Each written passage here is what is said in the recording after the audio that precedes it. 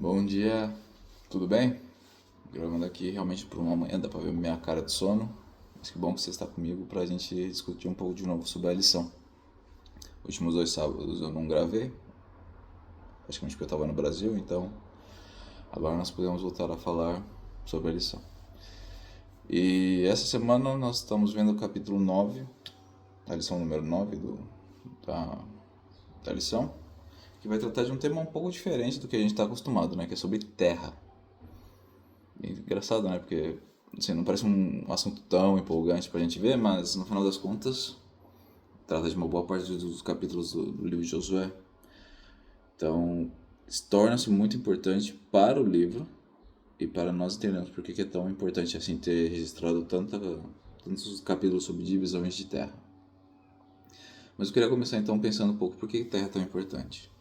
E é interessante a gente ver aqui no próprio momento atual, né? Questão de geopolítica, se a gente pega a Rússia está invadindo a Ucrânia por conta de querer mais território, principalmente terras raras e tudo mais. Então, ainda hoje, século XXI, a gente vê que é algo importante. Não precisando ir tão longe, todo mundo aqui, se não todo mundo, a maioria das pessoas, a maioria dos brasileiros gostariam de ter sua própria terra, no sentido de ter o seu próprio imóvel, sua casa própria. Então, isso também é importante. E questões geopolíticas, se a gente voltar de novo para esse tema, a gente vê como a posição geográfica dos países indica muito como eles pensam sobre várias coisas. Então, só como exemplo simples, o Japão considera mudar a constituição depois da Segunda Guerra Mundial para colocar investimentos em defesa, armamento, porque eles são vizinhos da China. Não, proximamente, né? Não que eles realmente sejam colados um no outro. E já o Brasil, por ter vários oceanos em volta, pouco se interessa por defesa. Então, pouco há investimento aqui para isso, proporcionalmente falando, né? Então, muito de como você está localizado no mundo também diz sobre como é que você vai pensar seu investimento de recursos e tudo mais, além de clima e tudo mais. E quando a gente traz de volta para a Bíblia, a gente começa a perceber que isso começa a ser importante. Porque note, a lição vai trazer então uma certa cronologia dos fatos de que Deus dá a terra à humanidade, a humanidade peca. E é interessante que em Gênesis 3, então, Deus, depois que acontece a queda de Adão e Eva, Deus vai dizer que vai acontecer 3 rupturas principais depois do pecado. Então vai ter uma ruptura entre o homem e Deus, tornando o homem então mortal. Estou considerando que a imortalidade era condicional estando junto a Deus, mas agora com a ruptura com Deus, eles não poderiam conversar mais com Deus tão face a face como já faziam. Ruptura número 2 seria entre o homem e a mulher, né? Então diz que a mulher será sujeita ao marido. E número 3, que o homem agora teria a sua ruptura com a terra. Então o homem agora teria que trabalhar para conseguir seu sustento. Então é interessante ver essas 3 rupturas que acontecem, né?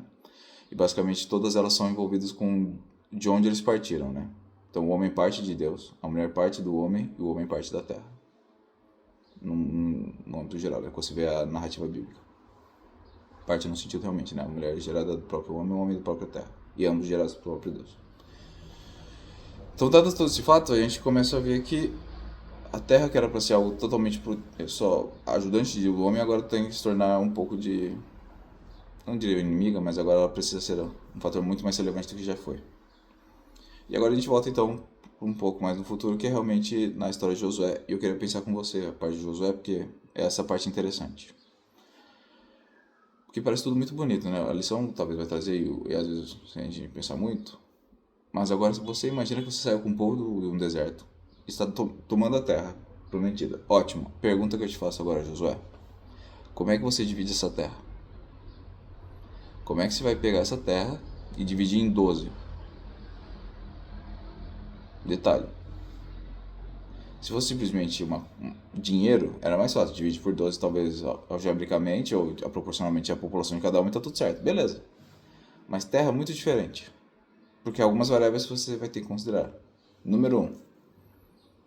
Quem vai ficar, por exemplo, perto do Mar Morto, do Mar Mediterrâneo? Quem vai ficar perto do Mar Morto? Quem vai ficar perto do Mar da Galileia? Quem vai ficar perto do Rio Jordão?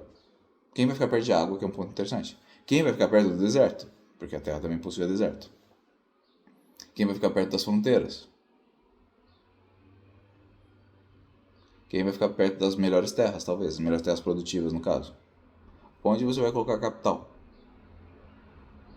Onde você vai colocar o santuário de Deus? Quando você for dar as terras, deixa eu pensar melhor. Quando você for dar as terras, quem vai receber a terra tem condições de ficar nela? Porque ainda a divisão das terras implicaria que o povo que ficasse nela precisava ainda conquistá-las o restante. Então não são variáveis muito simples, e aqui eu não vou ficar correndo sobre isso, porque realmente são decisões que a lição ela não vai trazer muito nesse aspecto, mas que é interessante você pensar que realmente não é algo que simplesmente eles chegaram assim e falaram: gente, vamos lá, roda uns dados aqui e a gente tem agora cada um sua terra, boa sorte a todos. Muito pelo contrário, a lição pula esse trecho aqui, e eu recomendo que você leia no livro de Josué, que apesar de ser um pouco chato, mostra que as coisas não foram tão simples quanto pareceram. Na lição vai falar assim: dividiram a terra e vida que segue, e vai tratar de outras problemáticas. Mas eu recomendo que você leia os capítulos, acho que é do 3 ao 21. Depois você vê na lição quanto que são os capítulos. Porque as coisas não foram simples. Houve reclamações sobre: nossa, você me deu menos terra, e aí José fala: então pega essas outras terras aí e te vira para conquistá-las. Teve gente que recebeu terras e falhou em conseguir expulsar os cananeus. E outros também meio que ficaram sentados esperando. Aí Josué falou: vocês vão ficar esperando até quando? Bota aí gente para começar a demarcar a terra, pra gente saber quem vai concorrer. Então, o processo não é tão simples quanto parece. Estamos falando de algo que é realmente muito importante para todos, porque como considerando que eles se tornariam também uma sociedade agrária, a terra é a parte talvez mais importante de todas. Então, decisões ali foram tomadas que se perpetuariam para o futuro. E como se perpetuariam, para a gente fechar, que é a parte final? Por conta do ano do jubileu. E aqui é só para explicar um pouco e a gente trazer para essa parte final. O jubileu seria o ano número 50, o 50º ano, ou seja, depois de 7 ciclos de 7 anos, no 50º ano aconteceria o ano do jubileu. Então vamos por partes. Primeiro o ciclo de 7 anos. O ciclo de 7 anos significava o descanso da terra, principalmente. Então, por 6 anos se poderia produzir na terra, no 7º ano ninguém plantaria e a terra descansaria. Interessante que isso aí, até onde eu saiba, os botânicos e os biólogos confirmam que isso é bem importante para a terra. E depois desses 7 anos, aconteceria no 50º ano, depois dos 7 ciclos, o ano do jubileu, onde as terras voltariam a ser dos seus donos por conta das tribos e divisões em Josué. Ou seja, algo que é bem do passado será o que garantirá no futuro. Traduzindo, como funcionaria: se você por um acaso comprar sua terra de alguém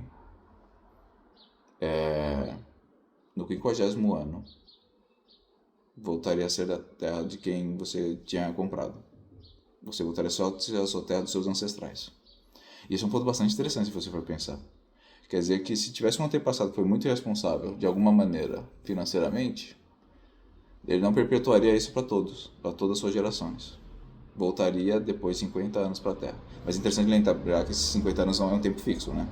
Ou seja, se você comprasse a terra de alguém no ano 20, e está sendo há 30 anos, provavelmente você consideraria um preço específico para a terra. Se fosse no ano 40, provavelmente seria muito mais barato, porque o tempo que ficaria com o outro seria bem menor. E aí esse é um ponto bastante interessante de Deus, como ele fez, né?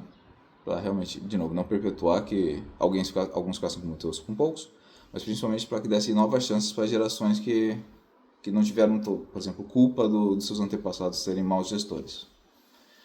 E com isso a gente fecha esse ciclo de terras, que, apesar de bobo, é bastante importante. Imagina você poder saber que a sua situação não será permanente por conta dos seus antepassados, mas você poderá, depois de algum tempo, claro que alguns seriam muito prejudicados, né? Imagina que seu pai vendeu sua terra com 5 anos dela só, e faltando 45. Você só receberia sua terra de volta em 45 anos, mas pelo menos não seria de caráter permanente de fato. Isso é um ponto interessante. E para fechar, a lição de quinta vai falar bastante sobre o futuro, né? O que Deus nos promete no final das contas. Que hoje nós podemos estar ainda aqui brigando por um pedaço de papel que dirá que nós teremos terra. E nós teremos de fato alguma terra aqui no imóvel e tudo mais, se você conseguir um financiamento, etc. Mas no futuro Deus promete novos céus e nova terra. E quando Ele promete isso, Ele não promete simplesmente num total, mas também para cada um de nós. Nós teremos nossas próprias casas, nós teremos nossas próprias terras. E aí nós não precisaremos brigar sobre isso, Não teremos que discutir geopolítica sobre isso, porque Deus será nosso único rei. Espero que você tenha uma ótima semana, um ótimo sábado, um grande abraço e tchau.